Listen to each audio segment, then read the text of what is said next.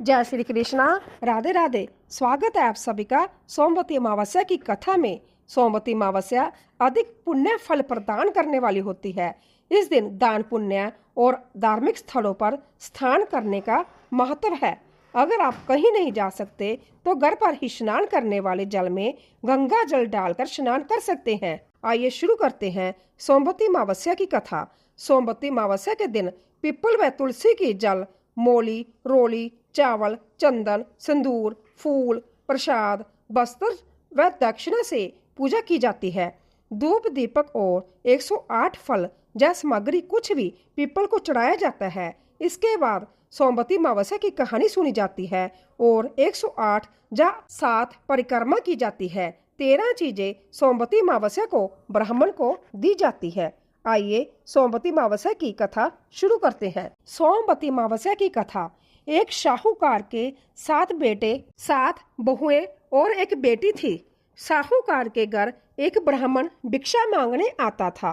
ब्राह्मण को साहूकार की बहू भिक्षा देती थी तो वह ले लेता था, लेकिन जब बेटी भिक्षा देती थी तब वह भिक्षा नहीं लेता था और कहता कि बेटी, तुम सुहागन तो हो पर तुम्हारे भाग्य में दुख लिखा है। यह बात सुनकर बेटी को चिंता होने लगी और उसका शरीर कमजोर होने लगा। तब एक दिन उसकी माँ ने उससे पूछा कि बेटी, तुम इतनी चिंता क्यों करती हो और इन दिनों इतनी कमजोर क्यों दिखाई देती हो।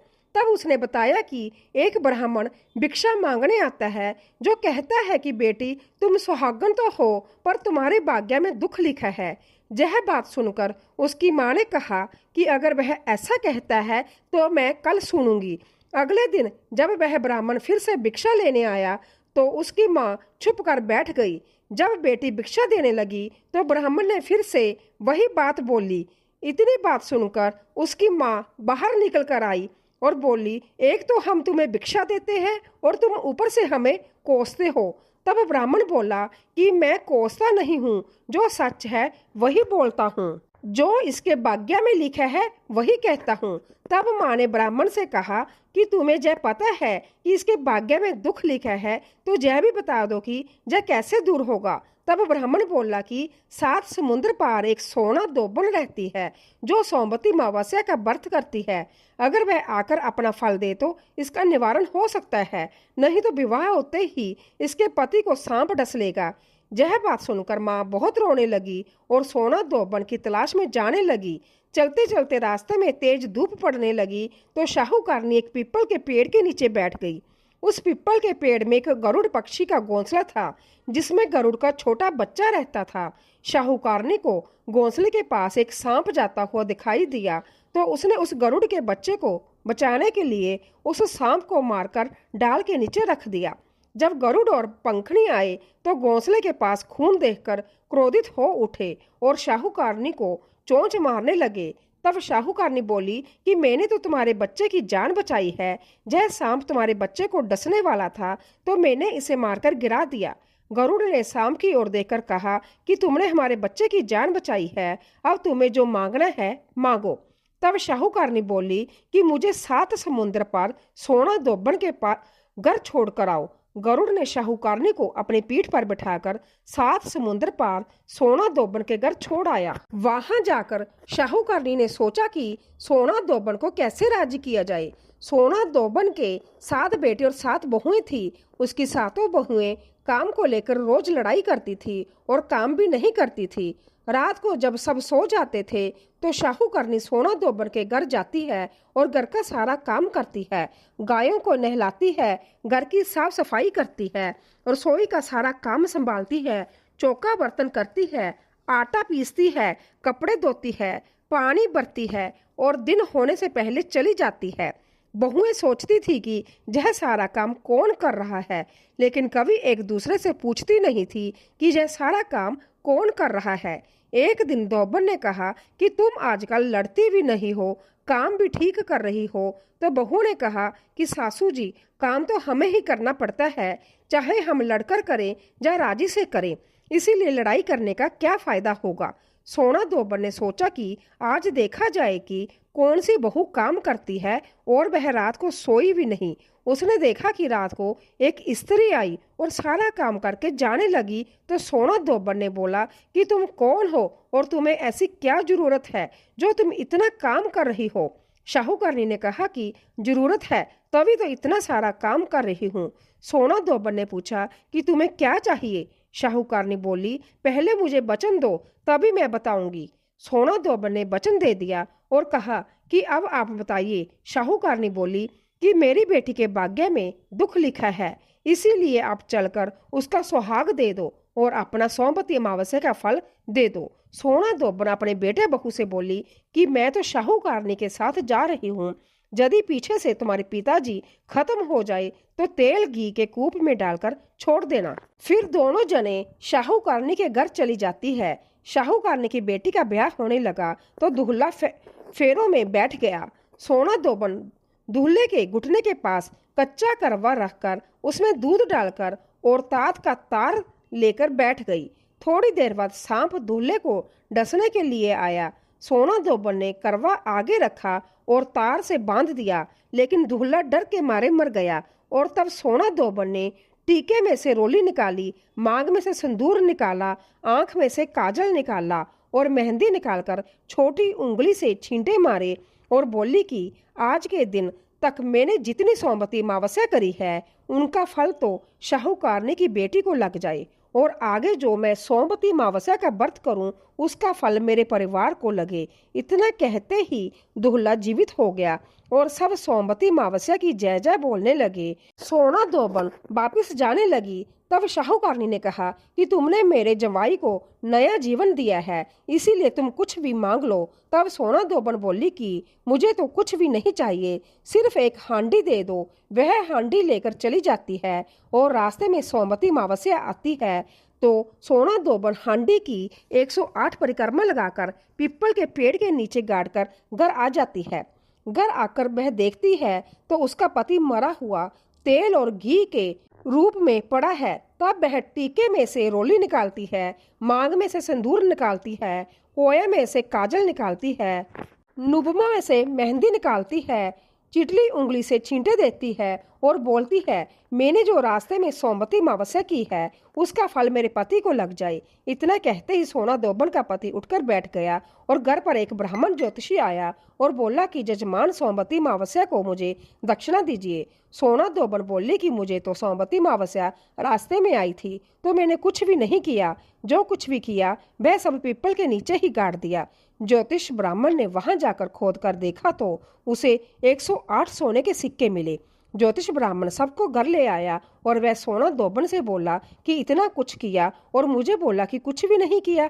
तो सोना दोबर बोली कि यह तो तुम्हारे भाग्य से ही हुआ है, इसीलिए इसे तुम ही ले जाओ। ब्राह्मण ज्योतिषी बोला कि मेरा तो इसमें चौथा हिस्सा ही है, बाकी आपका जो मन हो उसे दे दो। सारी नगरी में उसने बोल दिया कि सब सोमवती अमावस्या का व्रत कीजिए। हे सोमवती अमावस्या, जैसा शाहूकार की बेटी को सुहाग दिया वैसा सबको देना। सोमवती अमावस्या की कहानी कहने वाले को, सुनने वाले को और हुंकार भरने वाले को और अपने पूरे परिवार को देना। जय सोमवती अमावस्या। सोमवती अमावस्या की कहानी समाप्त होती है। अमावस्या और पूर्णिमा की कहानी। अब आप सुनिए अमावस्या और पूर्णिमा की यह कहानी। किसी राज्य में एक राजा और रानी रहा करते थे।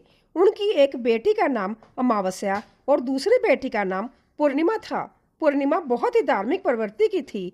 वह हमेशा पूजा और पाठ किया करती थी और गाय की सेवा किया करती थी और सारा काम करती थी। और अमावस्या की पूजा पाठ में कोई रुचि नहीं थी। वह कभी भी पूजा पाठ नहीं करती थी और ना ही कोई काम किया करती थी। लेकिन दोनों बहनें एक दूसरे को बहुत प्यार करती थी। लेकिन राजा और रानी का व्यवहार पूर्णिमा के प्रति अच्छा नहीं था। वह अमावस्या को चाहते थे और अपने दोनों पुत्रों को प्यार करते थे और उन दोनों का ही ख्याल रखते थे। धीरे धीरे समय बीतता गया और राजा और रानी के बच्चे बड़े हो जाते हैं। राजा अपने बेटों का विवाह कर देते हैं और राजा की दोनों बेटियां भी बड़ी हो जाती है। फिर सब राजा से कहते हैं कि अब इनका विवाह भी कर दीजिए। राजा कहते हैं हाँ, विवाह तो करना ही है। तब रानी राजा से कहती है कि पूर्णिमा का किसी बड़े घर में विवाह मत करना, क्योंकि इसे तो काम करना पसंद है, गाय की सेवा करना पसंद है, भजन और कीर्तन तथा कहानियां सुनना पसंद है, पूजा पाठ करना पसंद है। अगर यह बड़े घराने में गई तो यह सब नहीं कर पाएगी, इसीलिए इसकी शादी किसी गरीब के घर में ही कर दीजिए। राजा ने कहा ठीक है, और राजा पूर्णिमा के लिए रिश्ता तलाशने लगे। अंत में राजा ने एक गरीब के घर में पूर्णिमा का विवाह तय कर दिया। तब रानी ने कहा, महाराज, अमावस्या भी तो विवाह के योग्य है, इसके लिए भी वर देखिए और दोनों बहनों का विवाह साथ साथ कर दीजिए। राजा ने उसी गांव के राजा के बेटे के साथ अमावस्या का विवाह तय कर दिया। राजा ने रानी को बताया तो वह बहुत खुश हुई और मन में यह सोचने लगी कि अब देखते हैं कि पूर्णिमा गरीब के घर कैसे रहती है, बहुत पूजा पाठ करती है, देखते हैं इसके भगवान इसकी क्या मदद करते हैं। फिर समय आने पर राजा ने अपनी दोनों बेटियों का विवाह कर दिया। अमावस्या को बहुत धन और दौलत दी, लेकिन पूर्णिमा को कुछ भी नहीं दिया। पूर्णिमा के भाई और भाभी उससे बहुत प्यार करते थे, क्योंकि वो अपनी भाभीयों का काम में हाथ बटाती थी, लेकिन अमावस्या उन पर अपना रोब जमाती थी। फिर अमावस्या और पूर्णिमा दोनों अपने अपने ससुराल चली गई। एक बार की बात है, अमावस्या ने अपने घर पर शिव चर्चा रखी और उसने सबको बुलाया, लेकिन अपनी बहन पूर्णिमा को नहीं बुलाया। तब पूर्णिमा अपने दरवाजे पर बैठी थी तो गांव की औरतों ने कहा कि तुम्हारी बहन के घर शिव चर्चा है, तुम नहीं जाओगी? तब पूर्णिमा ने कहा, नहीं, मैं नहीं जा रही, क्योंकि मेरी बहन ने मुझे नहीं बुलाया तो मैं कैसे जा सकती हूँ। तब गांव की औरतों ने कहा कि नहीं बुलाया तो क्या हुआ, पूजा पाठ है, तुम चलो हमारे साथ। गांव की औरतों की बात मानकर पूर्णिमा शिव चर्चा में चली गई। जब अमावस्या ने पूर्णिमा को आए हुए देखा तो वह गुस्से से बोली कि जब मैंने तुम्हें नहीं बुलाया तो तुम मेरे घर क्यों चली आई हो? अब आ ही गई हो तो चुपचाप एक जगह बैठे रहना, इधर उधर मत घूमना। उसने पूर्णिमा की गरीबी का बहुत मजाक उड़ाया। पूर्णिमा की आंखों से आंसू बहने लगे और वह भगवान शिव से प्रार्थना करने लगी, हे भगवान, मुझ पर आप कब कृपा करोगे? आखिर मेरा कसूर ही क्या है? क्या पूजा पाठ करना, गाय की सेवा करना, काम करना गलत है?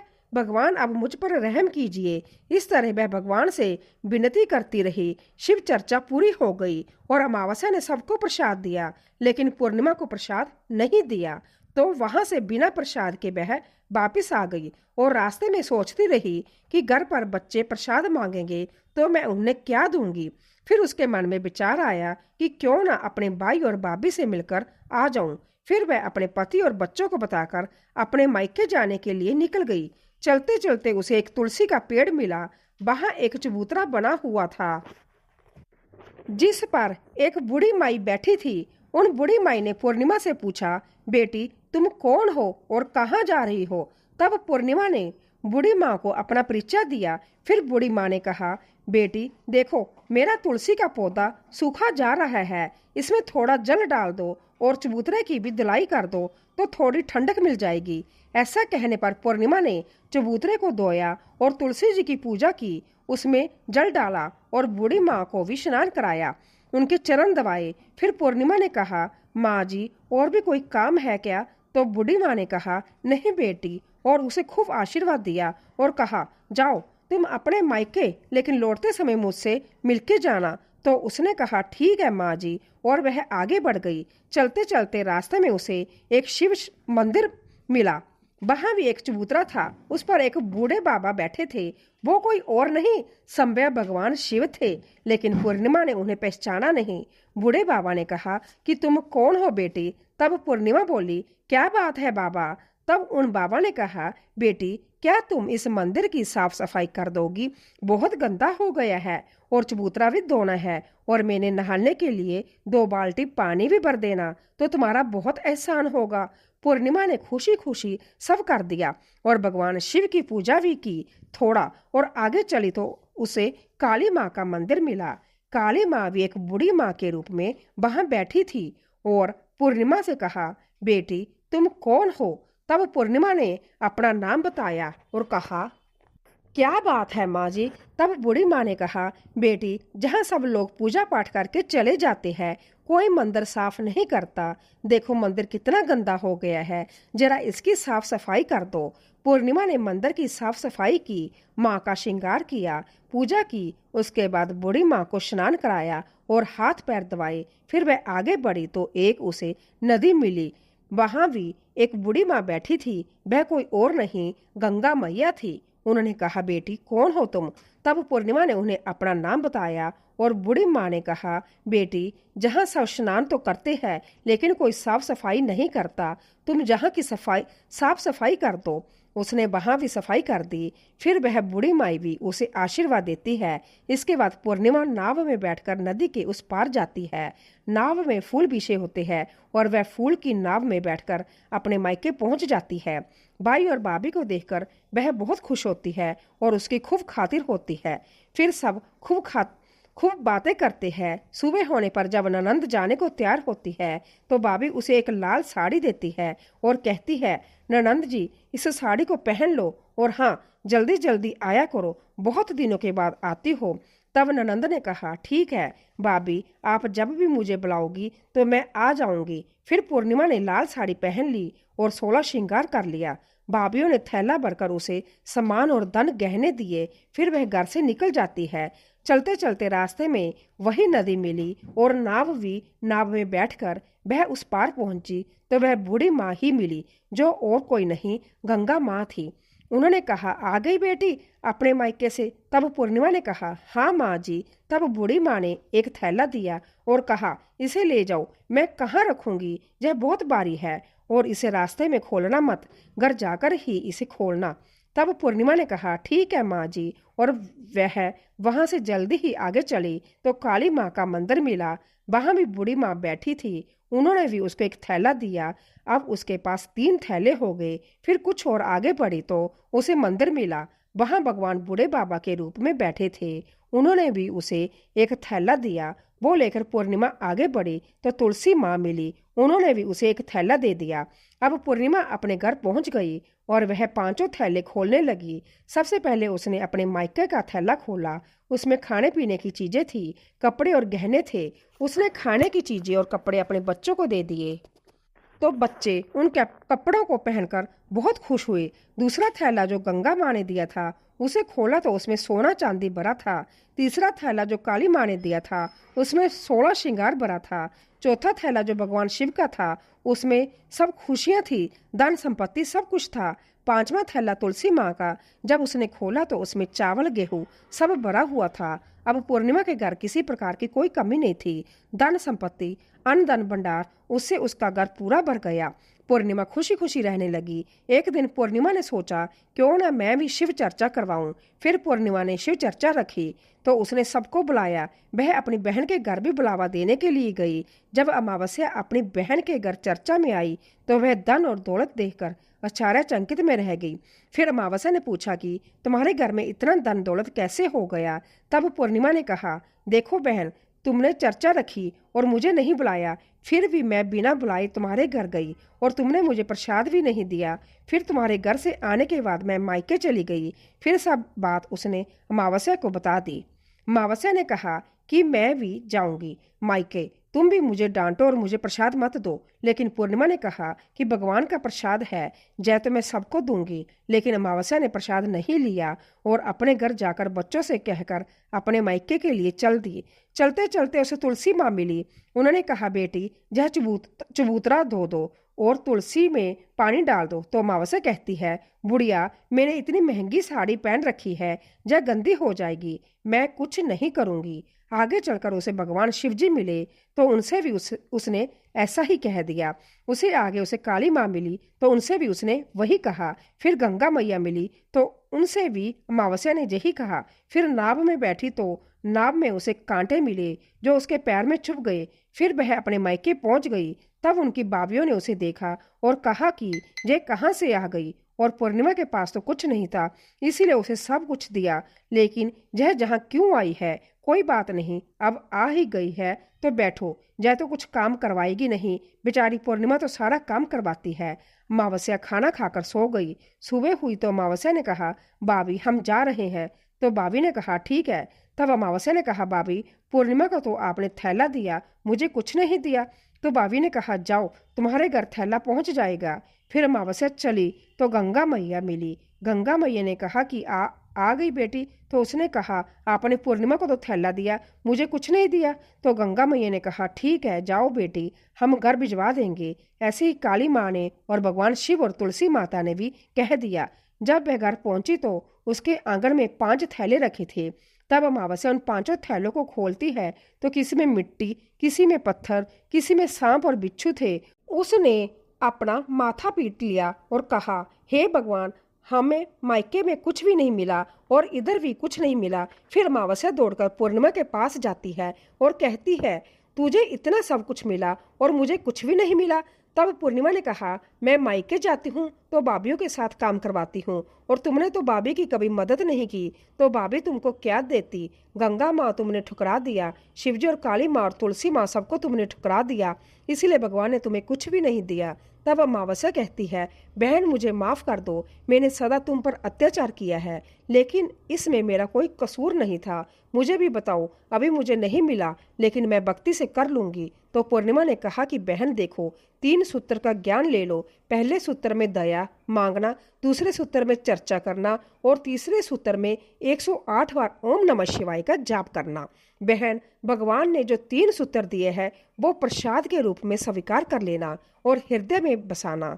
मेरे सच्चे मन से भगवान का पूजा पाठ किया, सबकी मदद की, सबका काम किया, इसीलिए मुझे सब कुछ मिला और तुम्हारे पास जो भी था वह भी खत्म हो गया।